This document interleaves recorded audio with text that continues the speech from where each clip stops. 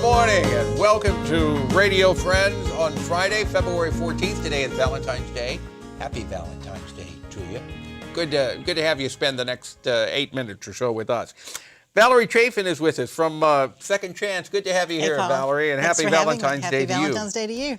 You've got a special event coming up tomorrow. This really does tie into Valentine's Day because it's an event that's going to be filled with love. It will. Kitty love. Kitty love, right. That's right. going to be tomorrow. So what are you doing? When we're open tomorrow from 12 to 5 at our adoption center, which is on Highway 179, about 10 miles west of here, we're going to have a special cat promotion, and it's the Sgt. Pepper's Lonely Heart Club Kitty Day. Oh. And so around the Beatles music, and Emily Copeland will be there at our place to have a book signing of her iguana book, and we're going to have refreshments. She was on Radio Friends. She's a real good friend of Second Chances. Yeah. And her two kitty babies were adopted a couple of months ago from Second Chance, so she's a good friend of ours. So how many kitties will be available for adoption tomorrow? Tomorrow, both at our place and at PetSmart, because we'll have cats at PetSmart, about 70 cats are available and are looking for their new homes. Yeah. And you know, the thing that I learned about cats, for years, I was allergic to cats. And I really was deathly allergic to cats. And then a stray cat appeared in my backyard. This was about 8 years ago. And I started trying to tame her and feed her. Named her Colical. I captured her, and which was it was a very traumatic experience because she was a feral cat. Took her in to have her neutered or spayed, and I didn't know what she was at the point when I caught her because you didn't.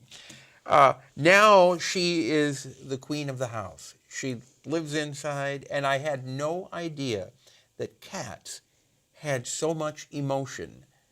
You think of dogs of having all of the personality, and they do, but cats are very loving and emotional also. So it sounds to me like she captured you as much as you captured her. She did capture. She is definitely a lap kitty. Then the next year, another feral cat. So what happened to your allergies? They went disappeared. Away? It's amazing, isn't it? It is amazing. And I say that was an act of God because I had been allergic to cats, but this cat needed a home, so he took my allergies away. Now I got 3 cats in the house, and they were all feral cats that... At some point. Yeah, yeah. So the cats do have a lot of love to give. They do. Go out tomorrow to Columbia Second Chance. From 12 to 5. And then we have cats all month long in February at PetSmart. Okay. So they've got an adoption section in the back of their store. So we'll have cats at our place Saturday and Sunday, 12 to 5 and 1 to 5, and then all month long at PetSmart. Okay, and just keep in mind that cats do have a lot of love to give. Any creature that you show love to, they're going to show it back. Oh, there's no question. They do reflect whatever you give to them. They give back tenfold. And it's unconditional love. Oh, yes. They don't care whether you're rich or poor. It's the only thing that I know that you get 10 times more than you put in. All they want you to do is feed them, make sure they go outside if they're a dog, and make sure they're warm if they're a cat, and what they give back is so much more. Yeah, right. And we just need to help you find those. That's right. That's right. Valerie Chaffin, thank you so much for coming by. Sure. So mark it down. Tomorrow's special Cat Love Day. Yes. At Second Chance. Second Chance. It's good to have you here, Valerie. Thanks, Paul. Now, I turn to Alex Pickard. How are you, Good Paul? to see you, old friend. Yeah, we go back a ways. Yeah, old friend there. You're here to talk about the Columbia Civic Orchestra, and you have a special Valentine's Day performance tomorrow also. That's right. The day after Valentine's Day. Toujours la more. We're going to France Okay. tomorrow night. Yes, 7 o'clock at the Missouri Theater. Going to do some Debussy and some Roman Carnival, and we're going to have some good time with French music. Is it all French? All French music. So right. tomorrow night at the Missouri night. Theater, what time? At 7 o'clock. Now, we have a special attraction. We've got together and partnered with Lee School. And the third graders... The elementary school. Lee Elementary. And the third graders studied a little Monet and a little French Impressionism. And the little darlings... I like the way you say made that. their impressions of Impressionism. So between 6 and 7, we're going to have 58 impressionistic paintings from Lee School students. Oh, I like that. And they're all titled. Columbia Art League is going to help set everything up for us. And So this will be where? In the lobby? in the lobby. So you'll Of the Missouri Theater. Of the Missouri Theater. Between 6 o'clock 6 and 7. and then the concert starts at 7 o'clock. And it's no intermission, 7 to 8. And afterwards, we have a little reception, meet the musicians. And the paintings are going to be judged by Jerry Bernesh and his wife, former art person at the university.